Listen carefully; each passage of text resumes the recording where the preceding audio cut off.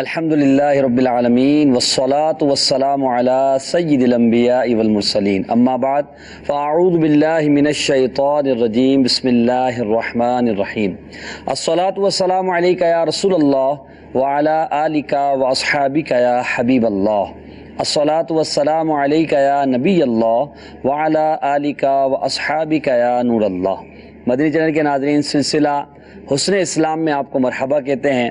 اس سلسلے میں آپ اسلام کی خوبیوں، اسلامی زندگی کے مہکتے مدنی پھولوں اور اسلامی زندگی گزارنے کے اصولوں اور اس سے جو فوائد دنیاوی یا اخروی حاصل ہوتے ہیں اس بارے میں سنتے ہیں۔ اور یہ سلسلہ کرنے کی ایک نیت یہ بھی ہوتی ہے کہ ان چیزوں کو بیان کر کے ہم اپنے زندگی کے حصوں میں ان چیزوں کو رائج کریں، تاکہ ہماری زندگیوں کے اندر جو تلخیاں ہیں، جو خرابیاں ہیں، جو ہمارے لیے پریشان کن چیزیں ثابت ہوتی ہیں، وہ ختم ہو جائیں اور ہمیں اس سلسلے کی برکتیں ملیں اور اسلام کی حقیقی برکتیں ہم حاصل کرنے میں کامیاب ہو جائیں۔ تو جب بندہ اسلام کی پیارے پیارے اصولوں پر عمل کرتا ہے تو یقیناً اسے دنیا میں بھی فائدے حاصل ہوتے ہیں اور آخرت میں اللہ تبارک و تعالیٰ کی رضا ملنے کی صورت میں انشاءاللہ عز و جل جنت کا مجزہ بھی حاصل ہوگا۔ تو دیکھتے رہیے سلسلہ حسن اسلام۔ آج کا موضوع بھی بڑا پیارا ہے۔ پہلے درود پاک کی فضیلت سنتے ہیں، اس کے بعد موضوع کی طرف چلتے ہیں۔ نبی پاک صاحب الاولاق صلی اللہ تعالی علیہ وسلم نے ارشاد فرمایا، تم مجھ پر درود پاک پڑھو، اللہ تعالیٰ تم پر رحمت بھیجے گا۔ صلو علی الحبیب صلی اللہ علی محمد صلی اللہ علیہ وسلم۔ آج کا جو موضوع ہے اس کا تعلق اگر یہ کہا جائے تو بالکل غلط نہیں ہوگا کہ ہر فرد انسان سے، یعنی جو بھی انسانیت کے شرف سے مشرف ہوا ان تمام کا اس موضوع سے تعلق ہے۔ خاص طور پہ مسلمان ہم جو اللہ تبارک و تعالیٰ پر ایمان رکھتے ہیں، نبی پاک علیہ الصلوۃ والسلام کی رسالت کا یقین رکھتے ہیں اور اسلامی زندگی گزارنے کا ہمارا ذہن ہوتا ہے، تو آج کا موضوع ہمارے لیے لائق تقلید ہے۔ اور اس موضوع کو اگر کہا جائے تو اسلام کی خوبیوں میں ایک روشن خوبی ہے اور ایک بہت ہی پیارا مہکتا ہوا مدنی پھول ہے یہ، جس کو اپنایا جائے۔ اور موضوع ہمارا ہے صفائی ستھرائی۔ اسلام نظافت کو پسند کرتا ہے، نفاست کو پسند کرتا ہے، صفائی کو پسند کرتا ہے، اور اسلام یہ چاہتا ہے کہ اس کے ماننے والے ظاہری طور پر بھی اور باطنی طور پر بھی صاف ستھرے ہوں۔ ان کا ظاہری حلیہ، لباس، ان کا گیٹ اپ، اسی طرح ان کی استعمال کی اشیاء، جیسے جو بھی چیز ان کے استعمال میں آتی ہے وہ تمام کے تمام صاف ہوں، ان کا گھر صاف ہو، ان کا چلنے کا انداز بھی اچھا ہو، بیٹھنے کا انداز بھی اچھا ہو، ان کی گفتگو بھی اچھی ہو۔ ساتھ میں یہ ظاہری کردار کے ساتھ اسلام یہ بھی چاہتا ہے کہ ہمارے یعنی مسلمانوں کے اخلاق بھی اچھے ہوں، ان کا باطن بھی اچھا ہو، اور ان کے کردار کے اندر ایسی خوبصورتی ہو کہ جو اسلامی بھائیوں کا، مسلمانوں کا ظاہری کردار دیکھے یا ان کا باطنی یعنی جو ان کا حسن اخلاق ہے وہ دیکھے، ظاہری حلیہ اور حسن اخلاق، ان دونوں کو دیکھ کر وہ اسلام کی طرف راغب ہو جائے۔ اور یقیناً ہمارے صحابہ کرام علیہ رضوان نے نبی اکرم صلی اللہ تعالی وسلم کی بتائی ہوئی تعلیمات پر عمل کرتے ہوئے اسی چیز کو اپنایا، تو آج اسلام دنیا کے چپے چپے میں الحمدللہ پہنچا ہے اور اسلام کا چمن لہلہا رہا ہے۔ ہمارے آقا علیہ الصلوۃ والسلام خود بڑے نفاست پسند تھے، بڑے صفائی پسند تھے، گندگی آپ کو پسند نہیں تھی بلکہ مکروہ جانتے تھے۔ تو پیغمبر اسلام صلی اللہ تعالی علیہ وآلہ وسلم کی طرف سے نفاست اور صفائی کے حوالے سے جو تعلیمات ہے آج انشاءاللہ اس کو بیان کیا جائے گا۔ نیت کیا ہو سلسلے میں کہ اب یہ جو صفائی ستھرائی کی بات کی جا رہی ہے انشاءاللہ اس کو میں اپنے اوپر بھی نافذ کروں گا، اپنے بچوں کو بھی سکھاؤں گا، اپنے گھر والوں کو بھی بتاؤں گا، اور میرے جو تعلقات والے ان کو بھی انشاءاللہ صفائی ستھرائی جو اسلام کی ایک پسندیدہ چیز ہے اس کی طرف راغب کرنے کی کوشش کروں گا، اپنے محلے کو بھی انشاءاللہ صاف ستھرا کروں گا۔ تو سلسلے میں شامل رہیے اور صفائی ستھرائی کے حوالے سے اسلامی تعلیمات کو جانیے، انشاءاللہ آپ کو اس کی برکتیں حاصل ہوں گی۔ خالد بھائی، صفائی موضوع ہے ہمارا اور اسلام کی یقیناً یہ ایک بہت ہی پیاری خوبی ہے۔ نظافت کی اہمیت پر قرآن مجید فرقان حمید میں جو ہمیں تعلیمات دی گئی ہیں، اگر آپ اس کو بیان کریں گے تو انشاءاللہ عز و جل ہماری معلومات میں بھی اضافہ ہوگا اور اس کی اہمیت بھی ہمارے دل میں انشاءاللہ بڑھ جائے گی۔ بسم اللہ الرحمن الرحیم، نحمدہ ونصلی ونسلم علی رسولہ الکریم۔ اللہ رب العالمین جل وعلا نے ہمیں اسلام عطا فرما کر ایسا احسان کیا ہے، اور پھر احسان پر بالائے احسان یہ کہ جس کو اسلام ملا ہے اس کو مزید عروج عطا کیا گیا کیا ہے۔ بات ہے، ماشاءاللہ۔ اللہ تبارک و تعالیٰ نے اسلام کو پسند فرمایا ہے، اور پھر یہ بھی بیان کیا ہے کہ اسلام کس کس چیز کو پسند کرتا ہے۔ ٹھیک، گویا جو چیز اسلام کی پسند ہے وہ اللہ تبارک و تعالیٰ کی پسند ہے۔ ماشاءاللہ۔ اللہ تبارک و تعالیٰ قرآن پاک میں ارشاد فرماتا ہے، ان اللہ یحب التوابین و یحب المتطہرین، جی، کہ بے شک اللہ عز و جل توبہ کرنے والوں کو پسند کرتا ہے اور پاک صاف ستھرا رہنے والوں کو بھی سبحان پسند فرماتا ہے۔ کیا بات۔ یہ اللہ تبارک و تعالیٰ کا ایک مبارک کلام ہے، مبارک کلام کی مبارک آیت ہے، لیکن آپ یہ دیکھیے کہ اللہ رب العالمین جل وعلا نے نہ صرف یہ ارشاد فرمایا کہ آپ نے پاک رہنا ہے، جی، پاک رہنے والوں کو اللہ تبارک و تعالیٰ پسند فرماتا ہے، بلکہ پاکی حاصل کرنا کس طرح سے ہے جی جی، اس کو بھی بیان فرمایا، ماشاءاللہ۔ کن ذرائع سے پاکی حاصل کی جائے گی ان کو بھی بیان فرمایا۔ ارشاد فرمایا وَأَنزَلْنَا مِنَ السَّمَاءِ مَاءً طَهُورًا، سبحان اللہ، کہ بے ماشاءاللہ۔ شک ہم نے آسمان سے پاک کرنے والا پانی نازل کیا فرمایا۔ بات ہے، کیا بات۔ ایک اور آیت میں سورہ انفال آیت نمبر 11 اللہ رب العالمین ارشاد فرماتا ہے وَيُنَزِّلُ عَلَيْكُم مِّنَ السَّمَاءِ مَاءً لِيُطَهِّرَكُم بِهِ، سبحان اللہ۔ آسمان سے اللہ تبارک و تعالیٰ پانی اتارتا ہے جی،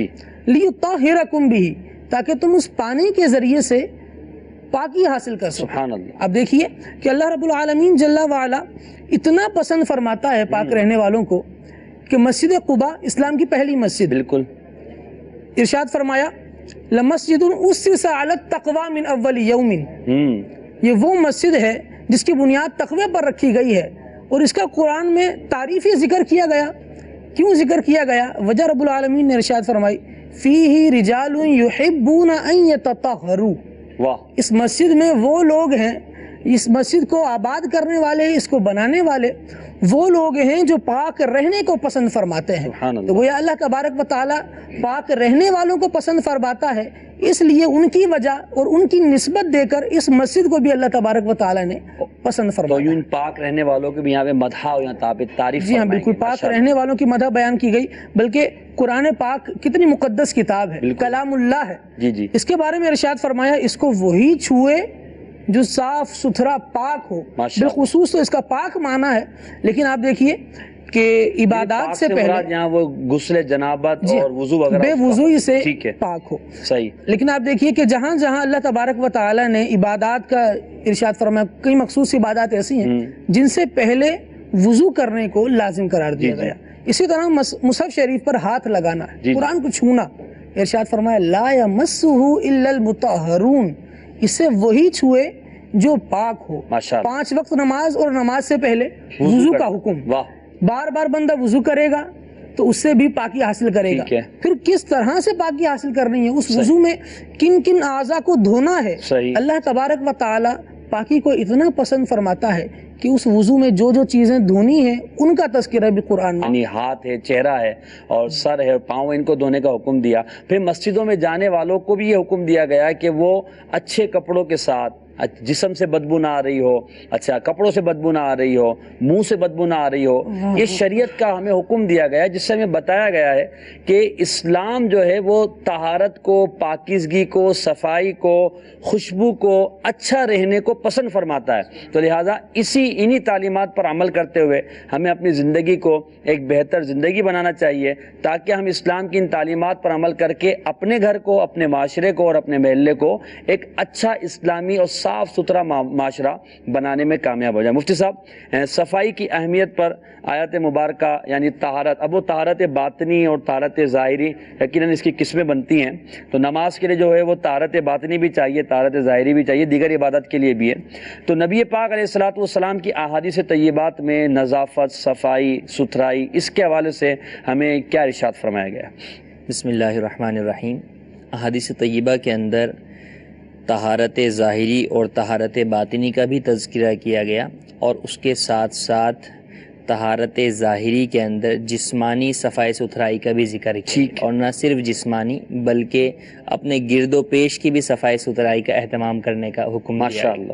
چنانچہ نبی کریم صلی اللہ تعالیٰ علیہ وآلہ وسلم کی حدیث مبارکہ ارشاد فرمایا کہ اللہ تبارک و تعالیٰ پاک ہے اور پاکی کو پسند فرماتا ہے، سبحان اللہ، ستھرا ہے، ستھرے کو پسند فرماتا ہے، کریم ہے، کرم کو پسند فرماتا ہے، جواد ہے، سخاوت کو پسند فرماتا ہے، تو تم اپنے صحنوں کو صاف ستھرا رکھو اور یہودیوں کے ساتھ مشابہت نہ کرو۔ ماشاءاللہ۔ تو اس حدیث مبارک کے اندر نبی کریم صلی اللہ علیہ وسلم نے اپنے گھروں کو صاف رکھنے کا بھی ذکر فرمایا، صحنوں کا ذکر فرمایا۔ اسی طریقے سے آپ علیہ الصلوۃ والسلام نے جسمانی طہارت کے اعتبار سے جہاں قرآن کریم کے اندر مسلمانوں کو وضو کا حکم دیا گیا، غسل کا حکم دیا گیا، اسی طریقے سے یہ بھی ذکر کیا گیا کہ ارشاد فرمایا کہ 10 چیزیں، بعض کے اندر 5 چیزیں ذکر ہوئیں کہ فطرت سے ہیں، ٹھیک ہے، ان کا تعلق بھی صفائی کے ساتھ ہے۔ جیسے فرمایا کہ انبیاء سابقین علیہم السلام کی سنت سے ہیں، واہ، ختنہ کرنا، منہ زیر ناف مونڈنا، مونچھیں کم کرنا، ناخن ترشوانا اور بغل کے بال اکھیڑنا۔ کیا بات ہے۔ یوں ہی آپ علیہ الصلوۃ والسلام نے جمعے کے دن غسل کا جو ہے وہ حکم ارشاد فرمایا، اور ہمارے ہاں فقہ حنفی کے اندر اگر لیں تو غسل کرنا جمعے کا سنت مبارکہ ہے، نبی کریم صلی اللہ علیہ وسلم کی سنت بھی ہے، عمل کی ترغیب بھی مسلمانوں کو دلائی گئی۔ تو مسلمانوں کو یعنی ایک ہے کہ غسل فرض ہونے کی صورت میں جی پاکی کے حصول کی ادائیگی وہ ایک الگ معاملہ ہے، ٹھیک ہے، لیکن اس کے علاوہ بھی جمعے کو جو ہے وہ ہفتے میں ایک بار کم از کم ہے کہ سنت کے اوپر عمل کرتے ہوئے بندہ جو ہے وہ پاکیزگی جو ہے وہ اختیار کرے۔ اسی طریقے سے نبی کریم صلی اللہ علیہ وسلم کی حدیث مبارکہ ہے، حضرت انس رضی اللہ تعالیٰ عنہ سے مروی ہے، فرماتے ہیں کہ مونچھے اور ناخن ترشوانے اور بغل کے بال اکھاڑنے اور منہ زیر ناف مونڈنے میں ہمارے لیے یہ وقت مقرر کیا گیا کہ 40 دن سے زیادہ نہ چھوڑیں، یعنی 40 دن کے اندر ان کاموں کو لازمی طور پر کر لیں۔ ٹھیک ہے، تو 40 دن سے زیادہ چھوڑیں گے تو گناہ گار ہوں گے۔ صحیح۔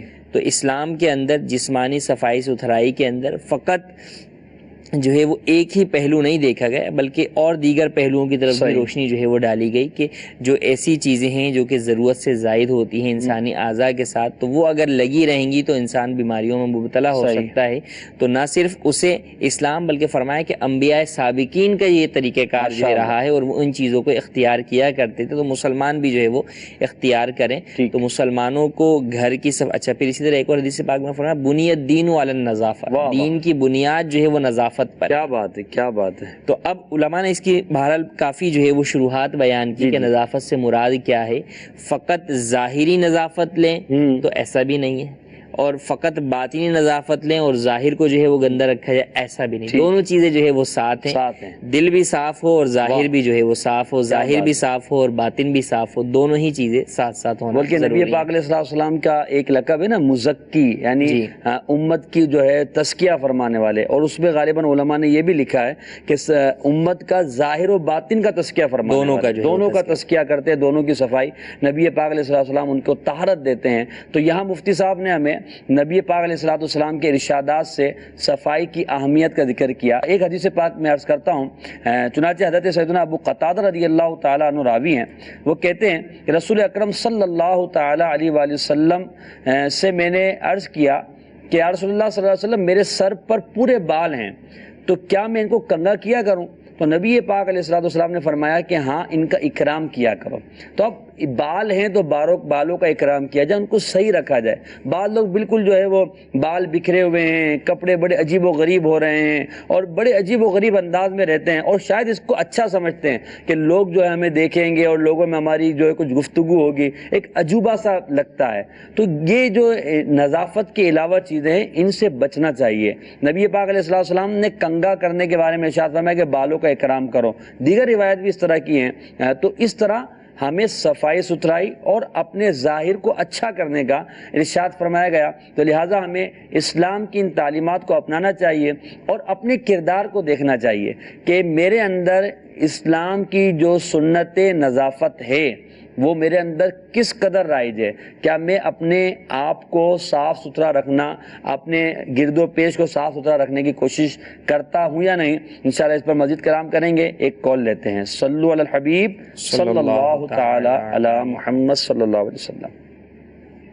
مولانا صاحب ذرا یہ بتا دیں کہ لوگوں میں ایک مشہور ہے، لوگ اس طرح سے کہتے ہیں کہ صفائی نصف ایمان ہے، تو یہ کیسے ہے؟ نصف ایمان کس طرح سے؟ ذرا اس کی وضاحت کر دیں، تھوڑا سمجھا دیں اس کو، جزاک اللہ۔ مفتی صاحب صفائی نصف ایمان ہے، کیا پہلے سے بتائیں حدیث پاک ہے یا کوئی قول ہے، اور اس کا مطلب کیا ہے؟ حدیث پاک ہے، حدیث میں فرمایا کہ طہارت نصف ایمان ہے، ٹھیک ہے، فقط صفائی نہیں، پاکیزگی، طہارت، جس کو شریعت مطہرہ طہارت قرار دے. ٹھیک. اس کی مثال یوں لیجئے، کوئی شخص اپنے بدن سے جو ہے وہ نجاست کو دور کرنے کے لیے یا بدبو کو دور کرنے کے لیے فقط جو ہے وہ اسپرے جو ہے وہ کر لے اور خوشبو جو ہے وہ لگا دے، تو وہ شریعت مطہرہ میں پاکیزگی اور طہارت نہیں ہے. ٹھیک ہے. جیسے فرمایا کہ انزلنا من السماء ماء طہورا، اللہ نے پاکیزگی بھی اختیار کرنے کے لیے کس چیز سے پاکیزگی اختیار کی جائے گی اسے بھی بیان فرمایا. صحیح. کہ وہ بھی ہماری طرف سے نازل کردہ ہے اور وہ طہارت والی ہے. ٹھیک ہے. تو پانی سے ہوگی پاکی اور پاک پانی سے ہوگی. صحیح. تو اب اگر اس کے علاوہ صفائی اختیار کی جائے، ٹھیک ہے، یا یہ کہ ویسے تو جو ہے وہ صفائی اختیار نہ کرے، جو صفائی پاکیزگی اختیار کرنے کا حکم ہے اس کے اوپر تو کوئی شخص عمل نہ کرے، گلی محلہ سب چیزیں تو جو ہے وہ صاف ستھرا رکھے اور خود نہ وضو کرے، نہ نماز پڑھے اور خود غسل جنابت میں ہی مبتلا رہے. صحیح. اور اب وہ یہ کہے کہ جناب میرا نصف ایمان جو ہے وہ مکمل ہوا ہوا ہے. نظافت نہیں ہے، صرف ظاہری ہے. صرف ظاہری ہے، اور ظاہری کے اندر بھی جو شریعت مطہرہ کو مطلوب ہے وہ نہیں ہے. ٹھیک ہے. تو ایسی صورت میں یہ نصف ایمان نہیں. علماء نے بڑی پیاری اس حدیث مبارک کی جو ہے وہ شرح بیان کی. چنانچہ ارشاد فرمایا کہ طہور سے ظاہری پاکی جو ہے وہ مراد ہے. ٹھیک ہے. فرمایا چونکہ ایمان گناہوں کو مٹاتا ہے، سارے گناہوں کو مٹا دیتا ہے، صغیرہ کبیرہ جو کچھ پہلے کیا ہے. کوئی شخص غیر مسلم تھا، مسلمان ہوا، سارے پچھلے گناہ مٹ گئے. کیا بات ہے، ماشاءاللہ. اور فرمایا کہ وضو جو ہے وہ صغیرہ گناہوں کو مٹا دیتا ہے. تو اس اعتبار سے ایمان کے مقابلے میں ایمان تو پورا ایمان ہوا، اور یہ چونکہ صغیرہ کو مٹاتا ہے لہذا یہ نصف ایمان. سبحان اللہ، ماشاءاللہ. اسی طرح ارشاد فرمایا کہ ایمان باطنی عیبوں کو بھی جو ہے وہ مٹا دیتا ہے، جبکہ وضو جو ہے وہ ظاہری عیبوں کو جو ہے وہ مٹا دیتا ہے، ظاہری جو ہے وہ نجاستوں کو جو ہے وہ زائل کر دیتا ہے جو جسم کے اوپر لگی ہوئی ہیں. تو اس اعتبار سے کہ وہ ظاہر باطن سب کو جو ہے وہ کر دیتا ہے، اور یہ فقط ظاہر کو کرتا ہے، یوں نصف ایمان ہے. پھر اس کا معنی یہ بیان فرمایا کہ طہارت کا اجر، اس کا ثواب بڑھ کر نصف ایمان تک پہنچ جاتا ہے. اب اجر دیکھیں جب بڑھے گا تو اجر کس چیز پر ملے گا؟ اجر ملے گا طہارت شرعی پہ، اس پاکیزگی پر جو شریعت کو مطلوب ہے، وہ وضو ہے، وہ غسل ہے. اور پھر جہاں پر علماء نے یہ بیان فرمایا کہ بنیاد دین کی نظافت پر ہے یا طہارت کو نصف ایمان قرار دیا گیا، تو فرمایا کہ کیا تم یہ سمجھتے ہو کہ فقط جو ہے وہ ظاہری پوشاک اور لباس جو ہے وہ خوشنما اور خوش لباس ہو جائے تو جو ہے وہ ایمان کامل ہو گیا؟ فرمایا ایسا نہیں، ظاہر اور باطن دونوں پاک ہونا چاہیے. اللہ. بلکہ یہاں تک فرمایا کہ جو شرط ہے نماز کی طہارت، فرمایا کہ حقیقت میں وہ شرط جب پوری پائی جائے کہ جب انسان کا باطن بھی یوں پاک ہو کہ سارے گناہوں سے اپنے آپ کو پاک کرے، اور ظاہر کے اندر جو ہے وہ ظاہری نجاستوں سے بھی یہ ہوگا. پھر فرمایا کہ صحابہ کرام علیہم رضوان جو ہے وہ زیب و زینت میں نہیں لگے رہتے. اس سے بھی منع فرمایا گیا. اس سے بھی منع فرمایا گیا کہ انسان جو ہے وہ زیب و زینت کے اندر لگا رہے، عورتوں کی طرح جو ہے وہ ہر وقت فیشن میک اپ میں لگا رہے. نہیں، اس سے نہیں. اس سے بھی منع. بعض لوگ اسی طرح ہے کہ وہ صفائی ستھرائی کی جب بات ہوتی تو وہ اسی چیز کو لیتے ہیں. اب اپنے چہرے کو تو بہت اچھا بنا رہے ہیں، اپنے بال اسٹائل کو بھی اچھا کرنے کی کوشش کر رہے ہیں، اپنے لباس کو بھی اچھا کرنے کی کوشش کر رہے ہیں، مگر وہ جو شریعت کو مطلوب چیز ہے، اچھا ہم یہ نہیں کہہ رہے کہ یہ جو چہرے کی صفائی اور یہ منع ہے، جہاں تک شریعت دیکھیں یہ کر کیوں رہے ہیں، یہ کر اس پر دار ہے کہ اگر کوئی یہ کر رہا ہے اس لیے کہ میں تکبر لوگوں پر کروں گا، تو گویا کہ ظاہری طہارت کے ذریعے سے جو باطنی طہارت ہے اس کو گندا کر دیا. اللہ اکبر. طہارت تو وہ ہو کہ باطن اور ظاہر جو ہے وہ دونوں کے اندر پاکیزگی ہو. طہارت کا ایک حصہ حاصل کر رہا ہے اور جو اصل طہارت ہے اس کو جو ہے وہ ناپاک جو ہے وہ کر دے رہا ہے. تو اگر تکبر کی وجہ سے کوئی جو ہے وہ زیب و زینت اختیار کرتا ہے، لوگوں پر تکبر جو ہے میں کروں گا، تو یہ تو اس کا یہ پاکی نہیں ہے، یہ اس کا نصف ایمان کہاں سے بنے گا؟ بلکہ یہ تو ایمان کی جو حقیقت ہے اس سے جو ہے وہ اس کو دور کرنے والا ہے، اس کو جو ہے وہ دور کرنے والا ہے. تو صفائی ستھرائی بھی ہو، سب چیزیں ہوں، لیکن شریعت مطہرہ کے دائرہ کار میں رہتے ہوئے. جیسے غیر مسلموں کو دیکھ لیں کہ ویسے تو وہ بڑے جو ہے وہ صاف ستھرے شاید جو ہے وہ رہنے کی کوشش کریں، بلکہ اگر بدبو آ رہی ہو تو جو ہے وہ چلیں 4 قسم کے پرفیوم لگا دیے، لیکن کیا یہ پاکیزگی ہے؟ یہ پاکیزگی نہیں ہے. یہ تو وہی ہو گیا کہ آپ نے ریاست کو اوپر ریپر سے جو ہے وہ ڈھانپ، یا جیسے وہ باتھنگ ٹب ہے تو اس کے اندر ہی جو ہے وہ نہائے نکل گئے، تو جناب یہ نہیں. اور شریعت مطہرہ کے اندر جو مطلوب ہے وہ تو یہ تک کہتی ہے کہ ایک پانی میں ہاتھ چلا گیا تو یہ پانی مستعمل ہو گیا، اس مستعمل پانی سے وضو غسل جو ہے وہ نہیں ہو سکتا. اور پاکیزگی کے اندر دیکھیں کہ کتنی بات ارشاد فرماتی ہے کہ اگر کتے نے جو ہے برتن کو چاٹ لیا تو شریعت کہتی ہے اس کو 5 بار دھوئیں. بعض حدیث میں آیا کہ 7 مرتبہ جو ہے وہ اسے دھویا جائے. تو کتنی جو ہے وہ پاکیزگی جو ہے وہ مطلوب ہے شریعت مطہرہ کی. ماشاءاللہ ایسے ہیں جو صرف اسلام نے ہی کیے ہیں. جی جی. اب دیکھیں کلی کرنا یہ اسلام نے سکھایا ہے. اس سے پہلے لوگ جو پاکیاں حاصل کیا کرتے تھے ان میں یہ نہیں تھا، بلکہ بعض قوموں کا باقاعدہ احادیث میں تذکرہ ہوا کہ یہ لوگ ایسا نہیں کرتے، تمہیں ایسا کرنا ہے. جی. ناک میں پانی چڑھانا، ویسے پورے چہرے کو دھو لیا جاتا ہے، پورے جسم پر پانی بہا لیا جاتا ہے، ناک میں پانی کون چڑھائے؟ یہ چیز اسلام نے سکھائی ہے.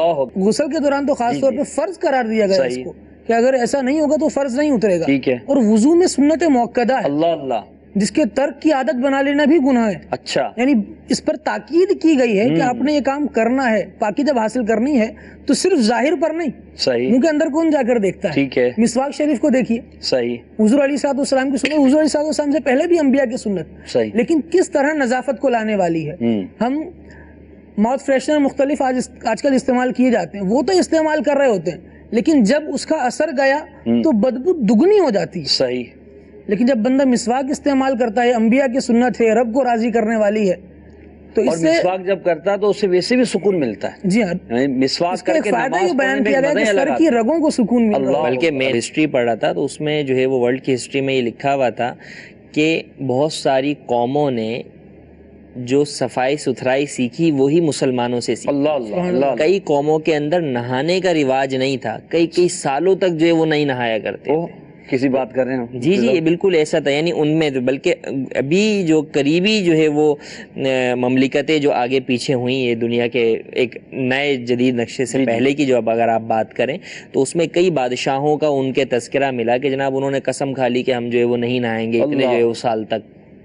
کسی بھی بات کے اوپر جیسے نہیں کھا لی جاتی قسم کہ یہ ملک فتح نہیں ہوگا تو میں یہ کام نہیں کروں گا، تو اس نے وہ اس کے اوپر جو کام کیسے کرا، اب وہ یہ قسم کھا رہے کہ جناب جب تک فلاں جنگ میں مجھے جو ہے وہ نہیں ہوگی تو میں جو ہے وہ نہاؤں گا، تو 7 سال تک وہ نہایا ہی نہیں. تو آپ نے جیسے فرمایا کہ یہ اسلام نے صفائی ستھرائی کا نظام دیا ہے، انسانوں کو دیا کہ بھئی صفائی ستھرائی ہے. اور نہ صرف یہ انقلاب معکوس آ گیا ہے کہ ہم صفائی ستھرائی میں مثال غیروں کی دیتے ہیں. ہاں، حالانکہ اسلامی مثال اور اسلامی نظام جو ہے وہ اصل میں ہم نے پڑھا ہی نہیں ہے. یہاں تک کہ دیکھیں حدیث پاک میں فرمایا کہ مسلمان کو ایذا سے متعلق فرمایا گیا کہ جو مسلمانوں کو یہ درس دیکھیں کتنا پیارا دیا گیا آپ اس بات سے کہ راستوں کے اندر بول و براز کرنے سے منع فرمایا گیا. ٹھیک ہے، بلکہ فرمایا کہ جس نے راستے میں کوئی گندگی ڈالی اور اس کی وجہ سے مسلمانوں کو تکلیف ہونی ہے، فرمایا کہ مسلمانوں کی لعنت کا مستحق ہو گیا. استغفر اللہ استغفر. تو ترغیب بھی دی گئی طہارت اور پاکیزگی کی اور معاشرے کی صفائی کی. صحیح. اور جو اس کے برخلاف چلا اس کے لیے وعیدیں بھی بیان کی گئی. ٹھیک کہ یہ مسلمانوں کا جو ہے وہ یہ طریقہ کار نہیں ہے. مسلمان تو دوسروں کو تکلیف اور ایذا سے بچاتا ہے. اور پھر اگر آپ صفائی ستھرائی کی بات کریں تو اس میں بہت بڑا عمل دخل حقوق العباد کا ہے. بالکل ہے. اس سے جو دوسروں کو تکلیف ہوتی ہے تو ہمیں صفائی ستھرائی کا اسلام نے جو نظام دیا اس کو اپنانا چاہیے. خالد بھائی ساتھ ہی آپ یہ بھی بیان کرتے ہیں ہم صفائی ستھرائی پہ بات کر رہے ہیں تو شاید لوگوں کے ذہنوں میں اسلامی بھائیوں کے ذہنوں میں یہ بھی آئے کہ کیا صفائی ستھرائی سے مراد خالی نماز کے لیے وضو کرنا ہے یا روزانہ نہا لینا ہے یا ہفتے میں 2 دن نہا لینا ہے؟ کون سی چیزیں مطلوب ہے شریعت کو صفائی ستھرائی میں؟ اگر یہ تفصیل ہے مگر کچھ آپ اس طرح بیان فرما دیں کہ جن کی طرف بہت زیادہ ضرورت ہوتی ہے کہ جن کی صفائی شریعت چاہتی ہے. جی، جن چیزوں کی شریعت صفائی چاہتی ہے بنیادی سا اصول تو یہ دیکھیں، حضور سید عالم صلی اللہ تعالیٰ علیہ وآلہ وسلم نے ارشاد فرمایا المسلم من سلم المسلمون من لسانہ و یدہ. ٹھیک ہے. من لسانہ و یدہ یہ تو ایک خاص قید ہے، لیکن اس کی بنیادی بات دیکھی جائے تو مسلمان وہ ہے جس کے ایذا پہنچانے سے دوسرے مسلمان محفوظ. ٹھیک ہے. ہمارا اگر کردار بدبودار ہو تب بھی دوسرے پر افیکٹ کرتا ہے. صحیح. لیکن ہمارا حال اگر بدبودار ہو تب بھی دوسرے کو افیکٹ کرتا ہے. ہم منہ سے بدبو آ رہی ہوگی، بال گندے ہوں گے. حضور علیہ الصلوۃ والسلام نے ایک بات ارشاد فرمائی، ایک شخص آیا حضور علیہ الصلوۃ والسلام کی بارگاہ میں، بال بالکل اس کے بکھرے ہوئے تھے. حضور علیہ الصلوۃ والسلام نے ارشاد فرمایا جاؤ اپنے بال سوار کراؤ. بلکہ اس طرح کی بھی ایک روایت میں ہے کہ حضور نے جو ہے ناراضگی کے الفاظ ارشاد فرمایا، اشارہ اس طرح فرمایا کہ اس کو جو ہے ناراضگی کا انداز صحابہ کرام نے بیان کیا۔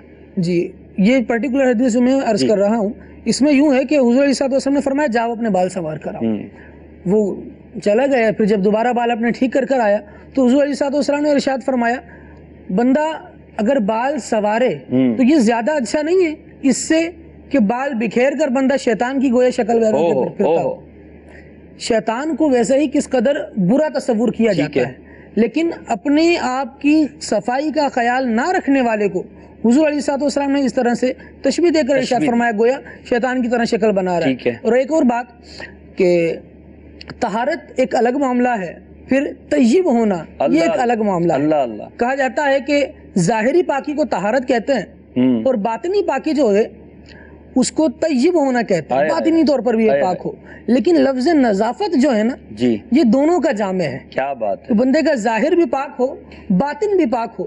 حضور علیہ السلام نے ارشاد فرمایا ان اللہ نظیف ویحب النظافہ، اللہ تبارک و تعالی ستھرا ہے، پاک ہے اور اس ستھرے رہنے والوں کو ستھرگی کو پسند فرماتا ہے۔ اور ایک حدیث پاک میں نظافت من الایمان، سبحان اللہ، یہ نظافت جو ہے ایمان سے ہے، تو یہاں بھی دونوں ہی پاکیاں مراد ہیں۔ مفتی احمد یار خان نعیمی رحمۃ اللہ تعالی علیہ نے نظافت کے تحت لکھا ہے یعنی اللہ تعالیٰ بندے کی ظاہری باطنی پاکی کو پسند فرماتا ہے، صحیح، لہذا بندے کو چاہیے اب وہ بات کس کس چیز کو پاک رکھنا ہے، کس کس چیز کو صاف رکھنا ہے۔ فرمایا لہذا بندے کو چاہیے کہ ہر طرح پاک رہے، جسم، نفس، روح، لباس، بدن، اخلاق، غرض یہ کہ ہر چیز کو پاک رکھے، صاف رکھے، اقوال، افعال، احوال، عقائد سب درست رکھے۔ اللہ تبارک و تعالی ایسی نظافت، اللہ اکبر، اللہ اکبر۔ اسلام اتنا پیارا مذہب ہے کہ ہمیں ہر چیز کی صفائی کا اور پاکیزگی کا حکم دے رہا ہے، تو اس سلسلے کے ذریعے دیکھیں اپنے اندر جذبہ پیدا کریں اور اپنے گرد و پیش کے ماحول کو ظاہر و باطن کے اعتبار سے اچھا کرنے کی کوشش کیجیے۔ آئیے کچھ کالز لیتے ہیں پھر سلسلے کو آگے بڑھاتے ہیں۔ جی پہلی کال دیجیے گا۔ السلام علیکم ورحمۃ اللہ وبرکاتہ۔ وعلیکم السلام ورحمۃ اللہ وبرکاتہ۔ بابو یاسین اتاری نیو کراچی سے بات کر رہا ہوں۔ ماشاء اللہ بہت پیارا سلسلہ چل رہا ہے۔ حضور صفائی ستھرائی کی گفتگو کی جا رہی ہے، روزانہ نہانے یا دن میں 2 مرتبہ نہانے اور روزانہ کپڑے بدلے، اس کی نیت سنت نظافت پر عمل کرنے کی ہے، تو کیا اسے ثواب ملے گا؟ جواب عنایت فرمائیں، جزاک اللہ خیر۔ آمین۔ جی مفتی صاحب، روزانہ نہانے اور روزانہ کپڑے بدلنے، بلکہ بعض تو دن میں 2 مرتبہ نہاتے ہیں، صبح جاتے ہوئے بھی نہاتے ہیں، واپس جب رات میں آتے ہیں تب نہاتے ہیں، تو اس طرح کہ اچھا پھر 2 کپڑے بھی بدلتے ہیں بسا اوقات، تو اگر اس میں سنت نظافت کی نیت کرے تو ثواب ملے گا؟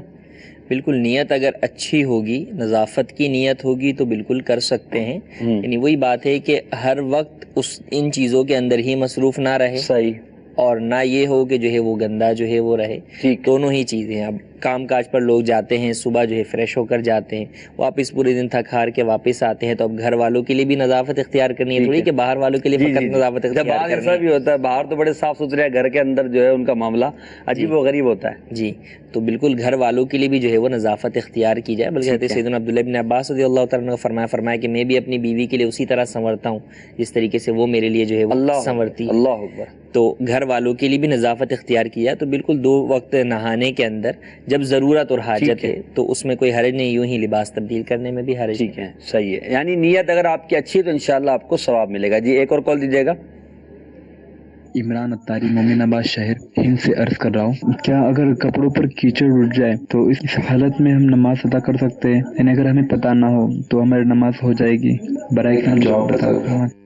جی مفتی صاحب، دیکھیں کیچڑ میں تو اولاً یہ کہ آپ کو پتہ ہی نہیں کہ وہ کیچڑ پاک ہے یا ناپاک ہے، تو کیچڑ تو پاک بھی ہو سکتا ہے، کیچڑ ہونا ناپاکی کو مستلزم نہیں، ٹھیک ہے، یعنی ہر کیچڑ ناپاک نہیں، تو اب آپ نماز تو پڑھ سکتے ہیں۔ ہاں ایک ہے نماز کا ہو جانا کہ پڑھیں گے نماز ہو جائے گی، لیکن اگر کسی کے کپڑے اتنے زیادہ کیچڑ میں وہ ہو گئے کہ وہ ایسا لباس پہن کر دنیا میں کسی معزز جگہ پہ نہیں آئے گا، شادی میں نہیں آئے گا، کسی آفس میں انٹرویو دینے نہیں آئے گا، تو اب وہ یہ سوچے میں وہاں تو نہیں جا رہا، تو اللہ تبارک و تعالیٰ کی بارگاہ جو سب سے زیادہ معزز ہے وہاں کیوں جا رہا ہوں؟ تو لہٰذا اس بات کو دیکھنا چاہیے کہ جب اللہ عز و جل کی بارگاہ میں حاضر ہو رہے ہیں، جس کی استطاعت میں بھی ہے کہ وہ کپڑے تبدیل کر سکتے ہیں. اب بعض لوگ جو ہے وہ لاپرواہی اختیار کرتے ہیں، کپڑوں پہ جو ہے وہ میلا کچے لگا ہوا، یا کام کاج کے کپڑے ہیں، احتیاط بھی نہیں کرتے بس ہاں کام کاج کے کپڑے، چلے یار نماز اسی میں پڑھ لیتے ہیں، گھر جانے کے لیے کپڑے چینج کریں گے، نماز اسی میں پڑھ لیں گے. یہ مناسب نہیں ہے. اللہ کی بارگاہ میں جا رہے ہیں، ایک تو یہ کہ ہو سکتا ہے کہ آپ کے کپڑوں سے بدبو آ رہی ہو، اس صورت میں تو جانا ہی مسجد میں جائز نہیں. دوسرا یہ کہ دیگر نمازیوں کو اگر گھن آئے گی تو یہ بھی جو ہے وہ مناسب نہیں ہے. ان چیزوں سے بھی بچنا ضروری ہے.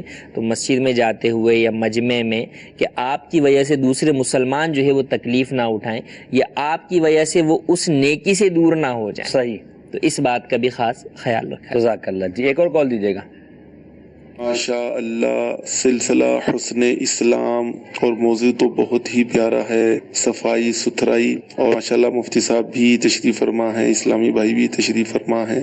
تو مفتی صاحب کی بارگاہ میں عرض ہے کہ مفتی صاحب صفائی ستھرائی کے حوالے سے ہم اپنے ظاہر و باطن کو کیسے صاف ستھرا، جس کو ہم یوں کہیں کہ شریعت کے مطابق سنتوں پر عمل کر کے ہم اس کو نور ایمان سے روشن کر سکتے ہیں، اس پر مدنی پھول ارشاد فرمائیے.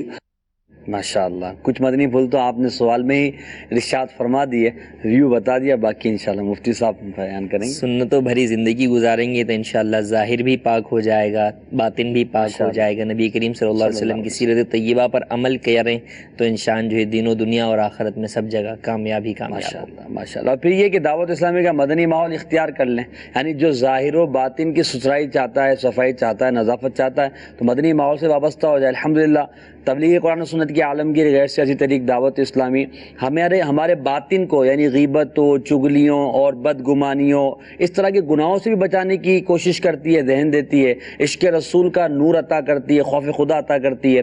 ساتھ میں ہمارے ظاہر کو بھی سنت مصطفیٰ صلی اللہ تعالی وسلم کا آئینہ دار بنانے کی کوشش کرتی ہے.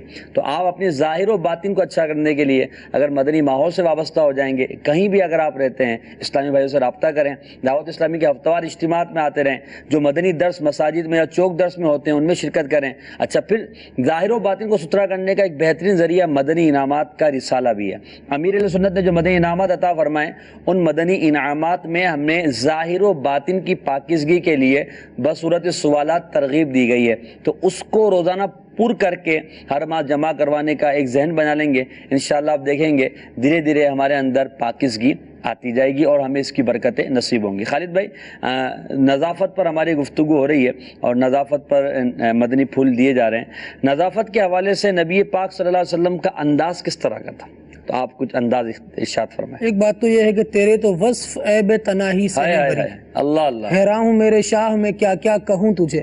حضور علیہ الصلوۃ والسلام تو تمام خوبیوں کے جامع ہیں اللہ تبارک و تعالیٰ کی عطا سے، لیکن ایک خوبی یہ ہے کہ حضور علیہ الصلوۃ والسلام ارشاد فرماتے ہیں انما بعثت معلما، ٹھیک ہے، مجھے تو معلم، سکھانے والا بنا کر بھیجا گیا ہے. آیت کریمہ میں رب العالمین نے ارشاد فرمایا کما ارسلنا فیکم رسولا منکم یتلو علیکم آیاتنا ویزکیکم. حضور علیہ الصلوۃ والسلام کی بعثت کا مقاصد میں سے ایک مقصد بیان فرمایا کہ حضور علیہ الصلوۃ والسلام تمہارا تزکیہ فرمانے والے. ایک روایت میں حضور علیہ الصلوۃ والسلام نے ارشاد فرمایا کہ جو لباس تم پہنتے ہو اسے ستھرا رکھو، ٹھیک، اور اپنی سواریوں کی بھی دیکھ بھال کرو. اللہ اللہ، نہ صرف اپنے ساتھ ملحقہ جو چیزیں ہیں، جو کام میں آنے والی چیزیں ہیں، فرمایا ان کی بھی دیکھ بھال کرو، اور تمہاری ظاہری حیت ایسی صاف ستھری ہو کہ جب لوگوں میں جاؤ تو لوگ تمہاری عزت کیا. اللہ اکبر، اللہ اکبر. کیونکہ دیکھا جاتا ہے کہ جب کوئی پراگندہ شخص آئے گا، اچھا حلیہ نہیں ہوگا، تو اس کی طرف دیکھنے کا اتنا مزہ بھی نہیں آئے گا، لطف بھی نہیں آئے گا، بلکہ بندہ کتراتا ہے کہ جلدی فارغ ہو جاؤں. حضرت علامہ عبدالرؤف مناوی رحمۃ اللہ تعالیٰ علیہ اس حدیث مبارکہ کے تحت فرماتے ہیں کہ اس حدیث میں اس بات کی طرف اشارہ ہے کہ ہر وہ چیز جس سے انسان نفرت اور حقارت محسوس کرے اس سے بچا جائے. ٹھیک ہے، خصوصاً کون لوگ بچے؟ فرمایا جو حکام ہیں، جو علماء ہیں، جو معززین ہیں، ان لوگوں کو خاص طور پر اس کا اہتمام کرنا چاہیے. لوگوں کا ان کی طرف رجوع ہوتا ہے، لوگ آتے ہیں ان کے پاس. اور یہی بات دیکھیں حضور علیہ صلی اللہ علیہ وسلم مرجع الخلائق ہیں. کیا بات ہے، کیا بات. مختلف وفود جو حضور علیہ السلام کی بارگاہ میں آتے تو حضور علیہ السلام نے ان کے لیے خاص کپڑے رکھے ہوئے تھے. اچھا، خاص حضور علیہ السلام کے لباس تھے، وہ زیب تن فرما کے آیا. سبحان اللہ. کیونکہ ایک حضور نے ارشاد فرمایا انزل الناس منازلہ، ٹھیک، ایک بندہ جس اسٹیٹس سے آپ کے پاس آیا ہے ظاہری طور پر، ورنہ حضور کے اسٹیٹس کو تو کوئی میچ ہی نہیں کر سکتا، کوئی مقابلہ ہی نہیں ہے بالکل، لیکن ظاہری طور پر اس کے سامنے ایسے جایا جائے کہ اس کی طبیعت بھی اچھی ہو، بھلا لگے اس کو۔ آیت کریمہ میں جنت کا ایک حسن بیان کرتے ہوئے ارشاد فرمایا وَأَكْوَابٌ مَوْضُوعَةٌ، کہ جنت میں جو کوزے ہوں گے یا جو برتن ہوں گے جن سے پئیں گے شہد، دودھ پئیں گے، اور جو نہریں ہیں ان سے سیراب ہوں گے، وہ ترتیب سے رکھے ہوئے ہوں۔ اللہ اکبر، اللہ اکبر۔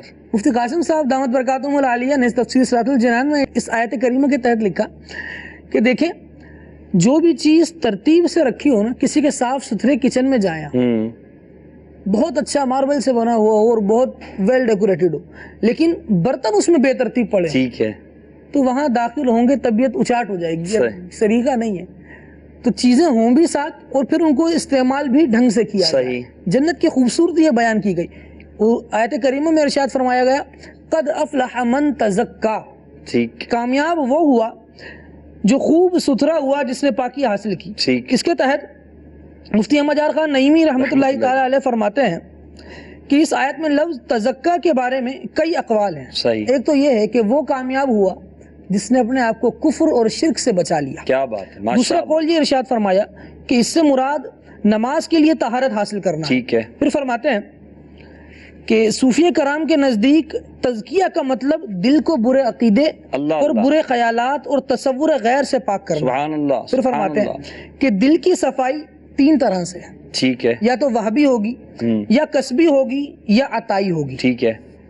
وہبی تزکیہ پیدائشی ہوتا ہے، ٹھیک ہے، یعنی وہ صفائی ستھرے اللہ تبارک و فطرتاً ہوتی ہے، فطرتاً ہوتی ہے، ٹھیک، یہ پیدائشی ہوتا ہے۔ کسبی اپنے اعمال سے، جبکہ عطائی کسی کی نظر سے ہوتا ہے۔ فرمایا جیسے بادل اور سورج دور رہتے ہوئے بھی زمین کی گندگی کو پاک کرتے ہیں۔ واہ کیا بات ہے، دور لیکن پھر بھی پاک کر دیتے ہیں۔ کہتے ہیں ایسے ہی اللہ والوں کی نظر دور رہ کر بھی گندے دلوں کو دھو ڈالے۔ کیا بات ہے، کیا بات ہے، بڑی پیاری بات آپ نے طریقت کے حوالے سے بھی کہہ دی کہ ظاہر و باطن کی ستھرائی کے لیے یہ چیزیں ہیں، اور اللہ والوں کی صحبت ظاہر کو بھی اچھا کرتی ہے، باطن کو بھی اچھا کرتی ہے۔ اسی دوران انہوں نے خالد بھائی نے چیزوں کی اپنی نبی پاک علیہ السلام کا جو فرمان بیان کیا کہ اپنی سواریوں کو بھی صاف ستھرا رکھو۔ پھر قرآن پاک کی آیت کے تحت جو بیان کیا کہ ترتیب جو ہے اس کا انسان کی زندگی میں ایک بہت بڑا عمل دخل ہے۔ اب ہم دیکھیں کہ ہماری جو چیزیں ہیں، مثال ہمارے لباس ہے، ہماری پہننے کی چادر ہے، ہمارے چپل ہیں، ہماری اسکوٹر ہے، ہماری گاڑی ہے، ہماری کتابیں ہیں، ہماری کتابوں کے رکھنے کا ایک ریگ ہے، ہماری الماری ہے، ہمارا کچن ہے، ہمارا گھر کا واش روم ہے، ہمارا ڈرائنگ روم ہے، ہمارا کمرہ ہے، اسی طرح ہماری گھڑی ہے استعمال کی، ہمارا چشمہ ہے، یہ تمام چیزیں صاف ہے یا نہیں، ان تمام چیزوں کے صاف رکھنے کا بھی ہمیں التزام کرنا چاہیے۔ نگران شورا دامت برکاتہم العالیہ نے ایک مرتبہ ارشاد فرمایا تھا، جامعۃ المدینہ کا تربیتی اجتماع تھا، اس میں صفائی کے موضوع پر آپ نے بیان کیا تھا اور فرمایا کہ امیر اہل سنت دامت برکاتہم العالیہ کی سیرت میں بھی نظافت بہت زیادہ ہے۔ یہاں تک فرمایا کہ میں نے دیکھا ہے کہ امیر اہل سنت اپنے ہاتھ کی گھڑی کو بھی صاف کرتے ہیں، اور یہاں تک میں نے دیکھا کہ آپ دامت برکاتہم العالیہ اپنے چپلوں کو خود دھوتے ہیں اور ان کو بھی صاف ستھرا رکھنے کی کوشش کرتے ہیں۔ ہم جو ہے صاف ستھرا رہنے کے لیے کوشش تو کرتے ہیں، مگر کبھی غور کریں، ہم ایک آدمی ہے، ایک انسان ہے، وہ اس کو اوپر سے نیچے تک آپ دیکھیں گے تو اس کے کپڑے بھی صاف ہوں گے، اس کا چہرہ بھی صاف ہوگا، ہاتھ بھی صاف ہوگا، امامہ بھی صاف ہوگا، لباس بھی صاف ہوگا، مگر جب چپل کی طرف نظر جاتی ہے تو بسا ہوگا جیسے لگتا ہے کہ چپل گندے ہیں، تو وہ جو جتنا ایک اس کی وقعت دل میں بیٹھ رہی ہوتی ہے نا وہ ختم ہو جاتی ہے۔ یا پاؤں گندے ہوتے ہیں، پاؤں بندہ نہیں دھوتا صحیح سے، وہ صاف نہیں ہوتے، تو لہٰذا ہر چیز کی صفائی کا ہمیں التزام کرنا چاہیے تاکہ ہماری جو نظافت ظاہری ہے وہ اچھی ہو جائے اور دیکھنے والے کو ہم بھلے لگیں اور سامنے والے کا ہماری طرف میلان ہو، ہم سے وہ گھین نہ کھائے، نہ ہمارے کردار سے گھین کھائے، نہ ہمارے ظاہری افعال سے گھین کھائے، نہ ہمارے ظاہری حلیے سے گھین کھائے، بلکہ ظاہر و باطن میں ہماری بہتری ہو اور ایک اچھی ہمارے پاس اس کے پاس خوشبو جائے، اچھا میسج جائے۔ نبی پاک علیہ السلام مفتی صاحب سرکار کو خوشبو کی تو حاجت نہیں تھی، سرکار کا پسینہ مبارک کا خود خوشبو تھا، اور سرکار علی وقار معطر و معمبر تھے، جس کو ہاتھ لگاتے وہ معطر ہو جایا کرتا۔ مگر پھر حدیث پاک میں ہے کہ نبی پاک علیہ السلام مشک کو استعمال فرمایا کرتے تھے، خوشبو کو استعمال فرماتے تھے۔ اچھا، ایک حدیث پاک میں ہے کہ دھونی دینے کو پسند فرمایا کرتے تھے لوبان کی۔ تو یہ کتنی سرکار کی طبیعت میں نظافت تھی۔ تو ہم لوگ اگرچہ ہمارے پسینے میں خوشبو تو نہیں ہوتی، مگر کیا ہم خوشبو کے استعمال میں سنت کی نیت کرتے ہیں یا خوشبو کا استعمال کرتے ہیں؟ اس کو دیکھا جائے دو چیزیں یہ بھی دیکھیں کہ ایک نظافت ہے کہ دکھانے کے لیے، لوگوں کے لیے. ہم میں سے شاید بہت سارے لوگ وہ نظافت تو پھر بھی اختیار کر لیتے ہیں، جیسے شادی میں جانا ہے تو جو ہے وہ نظافت جو ہے شادی میں جانے کے لیے کریں گے، مگر وہ عام جیسے ہے تو پھر اچھا اب عام میں بھی بس بعض لوگ ہیں، وہی آپ کی بات کیوں دیکھیں وہ بالکل آپ کو سوٹیڈ بوٹیڈ لگیں گے، لیکن گھڑی کے پٹے کے اندر کو کون نہیں دیکھتا، چشمہ ہے، چشمے کو جو ہے وہ کوئی نہیں دیکھ رہا، تو اب اس کا یا جیب کے اندر کوئی چیز اگر اس طرح کی پڑی ہوئی ہے جس کی صفائی کیا ہے تو اس کی، یا گھر والوں کے گھر میں، یار گھر میں کیا صفائی جو ہے وہ گھر میں کیا تیار ہونا، بستر ہے، تو یہ جو ہوگی نا طبعی نظافت اپنی، یعنی نظافت کے دیکھیں یہ بھی تو فائدہ ہے نا کہ آپ خود بھی تو نظافت کے اندر، اچھے ماحول کے اندر اچھا اپنے آپ کو محسوس کریں گے، آپ کے ذہن میں اچھے خیالات آئیں گے، آپ جو ہے وہ ایک خوشنما جو ہے وہ زندگی گزاریں گے. تو نبی کریم صلی اللہ علیہ وسلم نے جس طریقے سے باہر نظافت والی صورتیں اختیار فرمائی، اپنے گھر میں بھی اختیار فرمائی، علیحدگی میں بھی جو ہے وہ اختیار فرمائی. تو ہم نظافت کو فقط یوں نہ اختیار کریں کہ نہیں جناب لوگوں کے لیے، اور جو یہ لوگوں والی ہوتی ہے اس میں پھر بسا اوقات جس کی عادت اصل یہ ہے نا کہ نہیں کرنی، تو وہ ہو سکتا ہے بسا اوقات لوگوں کے سامنے بھی کوئی نہ کوئی چیز رہ جائے، پوری تو کوشش کر لی لیکن ہو سکتا ہے کوئی جگہ جو ہے وہ رہ جائے، تکلف پورا نہ ہو سکا. اور جہاں طبعی طور پہ نظافت ہوگی، پسند ہوگی کہ یار مجھے یہاں پر جو ہے نا وہ مٹی بھی جو ہے وہ پسند نہیں ہے، میں اگر بیٹھوں گا تو اسے جو ہے وہ صاف کروں گا، چاہے میں اکیلے میں بیٹھوں چاہے جو ہے وہ میں کسی کے سامنے جو ہے وہ بیٹھوں. تو طبعی طور پر ایک مسلمان کو جو ہے وہ نظافت پسند ہونا چاہیے، نفاست پسند ہونا چاہیے کہ ہر چیز کا جو ہے خیال رکھے، لیکن اس کا یہ بھی مطلب نہیں کہ آپ جو ہے اپنے ماتحتوں کے اوپر یہ وہ گرجتے برستے رہیں، صاف ستھرے نہیں رہتے ہو، چپل دیکھ رہے ہو. تو اپنا خود بھی، جیسے اگر کبھی یہ ہوا کہ بھئی آپ کا ٹیبل صاف نہیں تو خود بھی اٹھ کر جو ہے وہ صاف کریں گے، خود اٹھ کر تو صاف نہیں کر رہے، نہیں بیٹھے میں اس کی صفائی میں مجھے تکبر آ رہا ہے، جس دن خادم نہیں آیا اس دن ایسے ہی بیٹھ جائیں گے، اس دن سے اس کو نہیں چاہیے، اب اس کی صفائی میں مجھے تکبر آ رہا ہے تو یہ میرا باطن جو ہے باطن میں ناپاک جو ہے وہ ہو رہا ہے. تو دونوں چیزیں ہوں کہ میری وہ اس کو صفائی کے لیے میں خود بھی اٹھ جاؤں، اس کی صفائی میں جو ہے وہ خود بھی کر لوں، اور اپنے اندر بھی بہرحال نظافت اور نفاست بھی ہو. اور وہی بات کہ ظاہر کے ساتھ ساتھ باطن کو بھی، ایک شخص سے بڑا جو ہے وہ خوش وہ ہے لباس ہے اچھا ہے اس کا، اور منہ سے گالیاں بک رہا ہو، سامنے والے سے جو تمیز سے بات نہ کر رہا ہو، تو اس کے لباس کا اچار ڈالے گا کوئی؟ اچھا کوئی کام نہیں ہوگا اس کا نا. تو اس کی باتوں کا بھی جو ہے وہ عمل دخل ہوگا، اس کے کردار کو بھی دیکھا جائے گا. کے لیے وہ ہو جائے گا متاثر، مگر جب اس کے کردار کو دیکھے گا تو بولے گا یار یہ حسن اخلاق جو ہے وہ. اور انبیاء اکرام علیہ السلام کو اللہ تبارک و تعالی نے، یعنی انبیاء اکرام علیہ السلام کی یہ صفات میں سے ہے کہ وہ کبھی بھی ایسے کسی مرض کے ساتھ متصف نہیں ہوتے جس سے لوگ متنفر ہوتے ہیں. ٹھیک ہے، جیسے جزام یا کوڑ وغیرہ. انبیاء کرام علیہ السلام اس سے پاک ہوتے ہیں. وجہ یہی کہ لوگوں کا رجوع ان کی طرف. صحیح. تو بالخصوص جو علماء ہیں یا مبلغین ہیں، بہت سارے ہمارے ناظرین دعوت اسلامی کے سے جو ہے منسلک ہوتے ہیں، تو مبلغین ان کے لیے بالخصوص یہ ہے کہ آپ چونکہ مبلغ ہیں، آپ سامنے والے کو نیکی کی دعوت دینے جا رہے ہیں، چاہے وہ مسلمان ہے یا غیر مسلم. ٹھیک ہے. مسلمان وہ نیک عمل کرنے والا بھی ہو سکتا ہے، فاسق بھی ہو سکتا ہے. تو اس کو قریب کرنے کے لیے، آپ کو اسلام کی طرف لانے کے لیے، اولاً وہ آپ اس کے پاس نمائندہ ہے نا، غیر مسلم کے پاس تو مسلمان ہی نمائندہ ہے اسلام کا. تو آپ کا جو ہے وہ ظاہری جو ہے وہ خوش لباسی اور خوش اخلاقی دونوں چیزیں اس کو جو ہے آپ گوئے کہ اسلام کے نمائندے بن کے اس کے سامنے پیش ہو رہے ہیں. تو یہ ضروری ہے کہ ایک دین کی دعوت دینے والے کے لیے، مبلغ کے لیے، کہ وہ ظاہر اور باطن اور اخلاق ہر اعتبار سے، کردار کے اعتبار سے پاک صاف اور نظافت اور نفاست. ماشاءاللہ، بڑی پیاری گفتگو کی. یقیناً اس میں ہمارے لیے بہت سارے مدنی پھول ہیں. آئیے کچھ مزید کالز لیتے ہیں. جی، میں ہند کے شہر دہلی سے بول رہا ہوں، سید شہزاد علی. میرا سوال یہ ہے کہ کیا وضو کرنے کے بعد اگر کپڑے بدل لیے جائیں تو کیا وضو باقی رہے گا یا وضو ٹوٹ جائے گا؟ جی مفتی صاحب، آج شرعی سوالات آ رہے ہیں. وضو تو باقی رہے گا، کپڑے بدلنے سے یا اپنا بدن برہنہ ہونے سے وضو پر کوئی فرق نہیں پڑتا، یا اپنا بدن دیکھنے سے وضو نہیں ٹوٹتا. حضور سید امام اعظم ابو حنیفہ رضی اللہ تعالیٰ عنہ کی نفاست دیکھیے کہ مستعمل پانی جب کپڑوں پر گرتا تو آپ اسے جو ہے وہ تبدیل فرما لیا. کیوں؟ مستعمل پانی جب وضو کرتے ہیں تو یہ جو پانی گرتا ہے، پانی ہوتا پاک ہے، ٹھیک ہے، ہوتا پاک ہے، پاک کرنے والا نہیں ہوتا. لیکن چونکہ آپ رضی اللہ تعالیٰ عنہ کا اپنا ہی ایک قول یہ بھی ہے کہ یہ پانی جو ہے وہ ناپاک ہے. صحیح.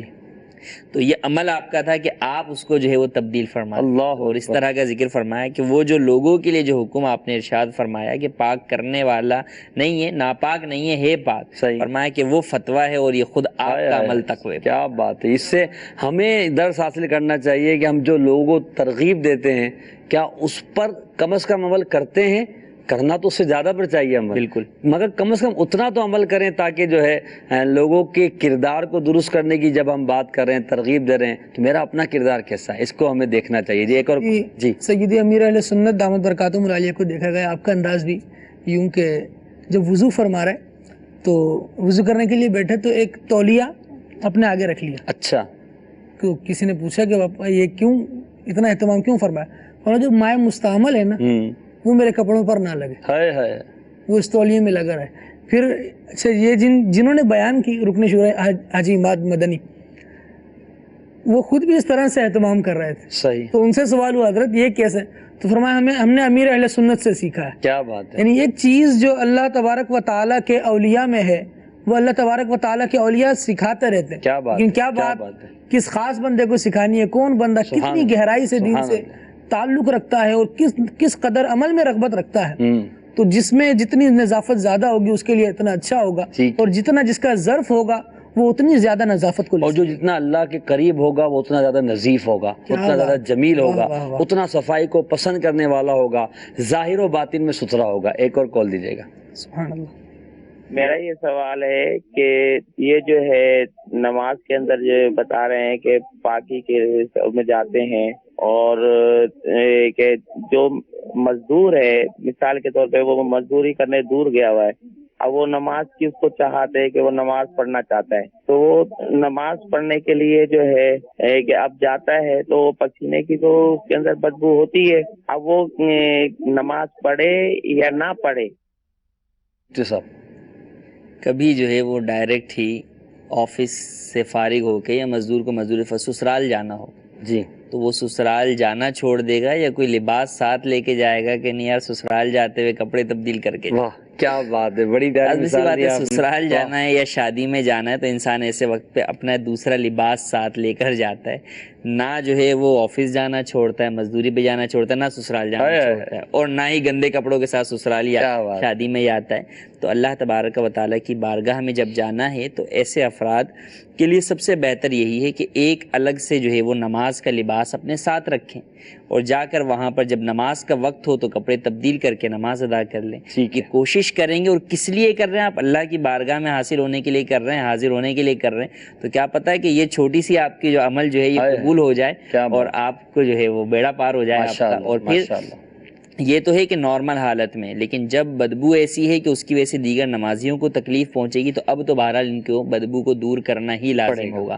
اب بدبو کو چاہے خوشبو لگا کر دور کریں یا نہا کر دور کریں یا کپڑے تبدیل کر کے دور کریں، جس طرح بھی دور ہوگی اس کے مطابق دور کرنا بہرحال لازم ہوگا۔ اس کے لیے اسباب تو ہوتے ہیں، بندہ چاہے تو وہ کر سکتا ہے اختیار، جیسے مفتی صاحب نے مثال دی ہے، تو وہ اسباب اختیار کر کے اپنے آپ سے گندگی دور کرے اور پھر نماز کے لیے جائے اور نماز باجماعت ادا کرے اور اللہ تبارک و تعالیٰ کی بارگاہ میں حاضر ہو جائے۔ جی ایک اور کال دیجیے گا۔ عمران اتاری ہند سے عرض کر رہا ہوں، مفتی صاحب یہ بتا دیں کہ اگر کوئی بندہ جیل میں ہو اور اسے نہانے کے لیے یعنی غسل بھی نہیں، غسل کرنے کے لیے بھی مطلب موقع نہیں دیا جاتا، اگر اس پر غسل فرض ہو جائے تو وہ کس طرح پاک ہو اور کس طرح نماز سے ادا کرے اور کس طرح دیگر عبادتیں کرے، برائے کرم بتا دیں۔ آج ہند سے کافی سوال آئے ہیں۔ جی یہاں پہ علماء نے بیان فرمایا کہ شریعت مطہرہ نے پاکی کے لیے بیان فرمایا پانی کو، لیکن جب پانی نہ ہو تو پھر مسلمان کو ایسے ہی نہیں چھوڑ دیا، بلکہ متبادل چیز ارشاد فرمائی کہ تیمم کرے، اور فرمایا کہ سعیدن طیبہ، تیممو سعیدن طیبہ، پاک مٹی سے تیمم۔ صحیح۔ تو فرمایا کہ ایک تاکہ اس کے ذہن میں یہ بات رہے کہ مجھے پاکی بہرحال حاصل کرنی ہے۔ صحیح۔ شریعت نے جب پانی سے پاکی کا کہا پانی سے، جب شریعت نے کہا کہ پانی میسر نہیں اب مٹی سے کرو تو مٹی سے کروں گا۔ صحیح۔ تو ایک تو حکم شریعت کے اوپر عمل کہ وہ جس چیز سے رب پاک کر رہا ہے مجھے، میرے کو تو پاک ہونا ہے، اللہ پاک کرنے والی ذات وہ ہے، وہ مٹی سے پاک کرے میں وہ پاکی لے لوں گا، کیا بات، مجھے اپنی پاکی مقصود تھوڑی، اللہ اکبر، رب تعالیٰ جس سے مجھے پاک کر دے، صحیح، اسی نے حکم دیا، اسی نے حکم دیا ہے تو میں اسی کے اوپر کروں گا۔ لیکن اب وہی پانی ہوتا ہے اس ہاتھ پہ سے گزرا، اب دوبارہ اس سے میں پاکی نہیں لے سکتا، پانی تو وہی ہے، صحیح صحیح، ظاہری طور پر تو اس پانی میں کوئی چیز نہیں آئی، نجاست بھی نہیں آئی، نجاست آئی تو چلے وہ ناپاک ہو گیا، وہ اس کا ایک الگ، لیکن فقط ہاتھ پر سے گزرنے کی صورت میں جبکہ انسان بے وضو مستعمل ہو جاتا ہے دوبارہ اس سے وضو نہیں کر سکتا، صحیح، تو پانی موجود، شریعت نے منع کر دیا کہ اب اس سے تم پاکی نہیں لے سکتے، ٹھیک ہے۔ اور اسی طرح جب پانی موجود نہیں تو شریعت مطہرہ نے تیمم کا حکم دیا، تو ایسے افراد جو پانی پر قدرت نہیں رکھتے وہ تیمم کے ذریعے سے اپنی نمازوں کی ادائیگی کریں گے۔ تیمم میں 3 فرض ہوتے ہیں، یہاں عرض کر دیا جائے تو زیادہ مناسب ہے، ایک نیت کرنا پاکی حاصل کرنے کی، اسی طرح ہاتھوں کو جو ہے زمین پر مارنے کے بعد چہرے کو ملنا، چہرے پر مسح کرنا، اور پھر اس کے بعد دونوں ہاتھوں کا کونیوں سمیت مسح کرنا، یہ 3 فرض ہے، نیت کرنا، چہرے کا مسح کرنا اور دونوں ہاتھوں کا کونیوں سمیت مسح کرنا۔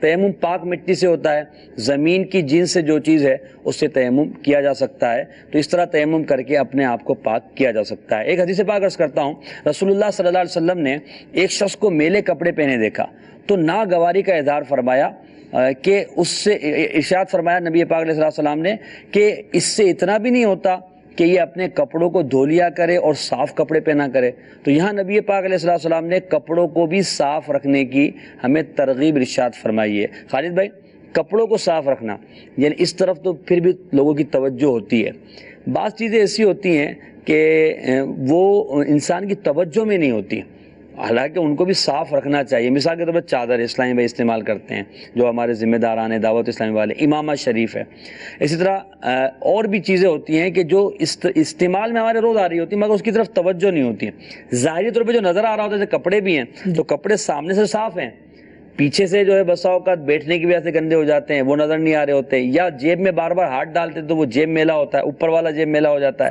یا مسواک شریف کی وجہ سے اس کا جب کلر نکلتا ہے تو وہ جیب کو گندا کر دیتا ہے، یا جو پان یا گٹکا کھاتے ہیں، نہیں کھانا چاہیے، بہتر تو یہی ہے، ان کی مسواک ویسے ہی لال ہو جاتی ہے تو ان کے کپڑے بھی لال ہو جاتے ہیں، وہ دوسرے کے کپڑے بھی لال کرتے ہیں، تو اس طرف بھی توجہ رکھنی چاہیے یا نہیں؟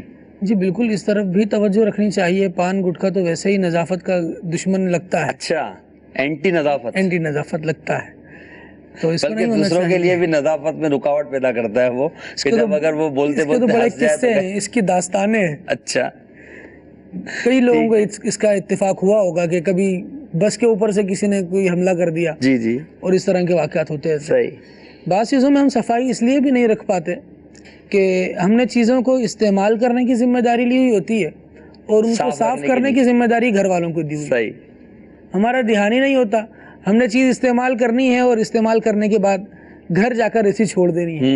مثال کے طور پر گاڑی کی آپ کی چابی ہے، جب آپ گھر سے نکل رہے ہوں گے تو پھر گھر والوں کو ہی پوچھ رہے ہوں گے کہ میری گاڑی کی چابی کہاں ہے، حالانکہ اس کے لیے بھی ایک طریقے سے جگہ بنا لی جائے کہ ایک چیز یہاں رکھنی ہے، یہ بھی نظافت اور نفاست میں شامل ہے یہ چیز، بالکل، کہ ان کا اہتمام کیا جائے۔ چھوٹی چھوٹی چیزیں جو انسان کنگا کرنا ہے، آفس کے لیے نکلنا ہے، اتنا گندا ہوتا ہے کہ دوسرا استعمال نہیں کر سکتا، اس میں سے بدبو آ رہی ہوتی ہے، تو کنگے کو بھی صاف کوئی مانگ کے شرمندہ ہو جاتا ہے، صحیح، بالکل، اب دیکھ کے شرمندہ ہوں، اگلا مانگ کے شرمندہ ہو جاتا ہے کہ حضرت یہ کیا دے دیا آپ نے۔ تو یہ چھوٹی چھوٹی چیزیں ہیں جن کا خود خیال رکھنا چاہیے۔ خیال اصل میں بندہ تبھی رکھے گا جب اس کا ذہن اس بات پر ہوگا کہ میں نے طہارت حاصل کرنی ہے، اور اپنے لیے نہیں کرنی، صاف دکھنے کے لیے نہیں کرنی، بلکہ اللہ تبارک و تعالیٰ کے حکم پر عمل کرنے کے لیے کرنی ہے۔ اللہ تبارک و تعالیٰ نظیف ہے، نظافت پسند کرتا ہے۔ چند باتیں کسی بھی اصول پر، موٹی موٹی باتیں اگر ذہن میں رہیں نا تو پھر وہ اس ٹاپک پر، اس سبجیکٹ پر ہمیں ایک ایسی رہنمائی دیتی رہتی ہے کہ بندہ خود اپنے آپ میں ایک موٹیویشن لے رہا ہوتا ہے، خود ٹھیک ہو رہا ہوتا ہے۔ ٹھیک ہے، پھر یہ کہ ان چیزوں میں دوسروں کا بھی خیال ہے نا، مسلمان کو تکلیف سے بچانا ہے تو اپنی چیزیں صاف رکھیں گے تو دوسروں کو بھی تکلیف سے انشاءاللہ محفوظ رکھیں گے۔ ایک کال اور دیجیے گا جی۔ یہ سوال پوچھا ہے مفتی صاحب سے کہ جب منہ سے یا ناک سے بدبو آ رہا ہو اور نمازی دوسرے اس سے تنگ ہو رہے ہو تو اس کو یعنی جب تک وہ ٹھیک نہ ہو جائے تو وہ جماعت کے ساتھ نماز پڑھ سکتا ہے؟ یہی میرا سوال ہے، ذرا مہربانی۔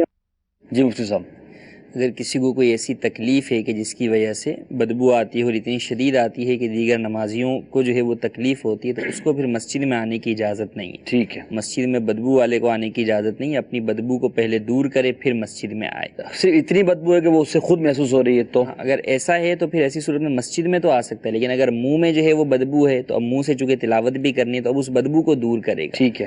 اب دو چیزیں ہیں، ایک تو یہ کہ جناب بدبو دور نہیں ہو رہی، گھر پر بیٹھ گئے، جماعت چھوڑ دی یا نماز چھوڑ دی، یہ نہیں. اس کے لیے کوشش کرے گا فی زمانہ، اس کے بہت سارے ذرائع ہیں. جیسے اگر بدبو ہے، اب نماز کا ٹائم ہو گیا، آپ کو فوراً اس کو دور کرنا ہے، فوراً دور نہیں ہو سکتی، تو ماؤتھ فریشنر یوز کر لیا، الائچی کھا لی، اس طرح کی کوئی ایسی چیز کھا لی اس کے ذریعے سے اس وقت منہ خوشبودار ہو گیا. بچوں کو اپنے صفائی کے حوالے سے ہم کس طرح ذہن دیں؟ اچھا، بچوں کو ایک تو ہوتا ہے بتانا کہ بھئی یوں کیا کرو یوں کیا کرو، اور ایک ہوتا ہے اپنے عمل سے سکھانا. دونوں کرنا چاہیے، ایک ہی کریں؟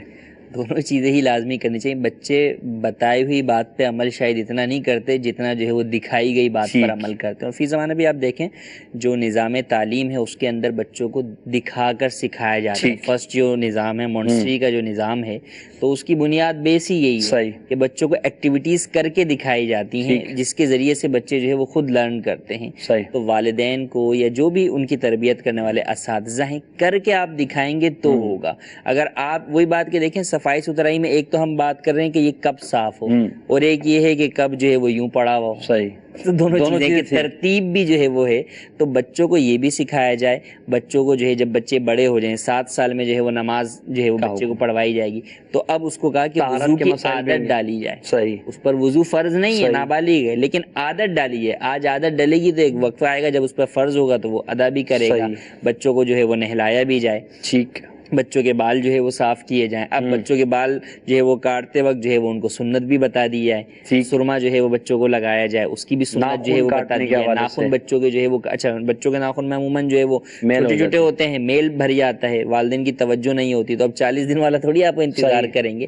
اب پہلے بھی نفاست جو ہے وہ ہے، بچوں کے ناخن بڑھتے بھی جلدی ہیں. تو اب وہ بچوں کے معاملات کو جو اچھا پھر اس کا نقصان بھی ہوتا ہے کہ کسی کو لگ گیا، کسی کو بچے نے مار دیا تو منہ اس کی صحت کے لیے بھی نقصان دہ. تو ان تمام چیزوں کو دیکھنا چاہیے. اور بچوں کے اندر خاص طور پہ کیونکہ بچے ہوتے ہیں چھوٹے، ان کو ان چیزوں کا اندازہ نہیں ہوتا، تو والدین جب انہیں بتائیں گے، سکھائیں گے، کر کے دکھائیں گے. جیسے ٹوتھ برش کر سکھاتے ہیں، مسواک کی بھی ان کو جو ہے وہ عادت ڈالیں. اور نہیں ہوتا عموماً چھوٹے بچوں کو جب یہ عادت نہ ڈالی ہے تو وہ جو پہلے دانت ہوگا ان کا جو حال ہوتا ہے ٹافی کینڈیز کھا کر وہ آپ کے سامنے جو ہے وہ ہوتا ہے کہ وہ کتنے جو ہے وہ خراب ہوتے ہیں. بچے تکلیف میں بھی مبتلا ہوتے ہیں. تو شروع سے اگر دانتوں کی صفائی کا اہتمام ہو تو بہت فائدہ ہو. خود بھی صفائی کا اہتمام کر کے اپنے بچوں کو ترغیب دلائیں گے تو انشاءاللہ بچوں میں بھی ذہن بنے گا اور ایک صفائی کا نظام بنے گا. اللہ تعالیٰ ہمیں اسلام کی سنت نظافت کو اپنانے کی توفیق عطا فرمائے. ظاہر و باطن کے ایک کردار کو ہمارا اللہ تبارک تعالیٰ ستھرا فرما دے تاکہ ہم اللہ تعالیٰ کی بارگاہ میں ایک اچھے انسان کی اور ایک اچھے اللہ تعالیٰ کے پسندیدہ بندے کی حیثیت میں حاضر ہوں تو وہ ہمارے لیے جنت کا سامان فرما دے. آمین بجاہ نبی الامین صلی اللہ تعالیٰ علیہ وسلم.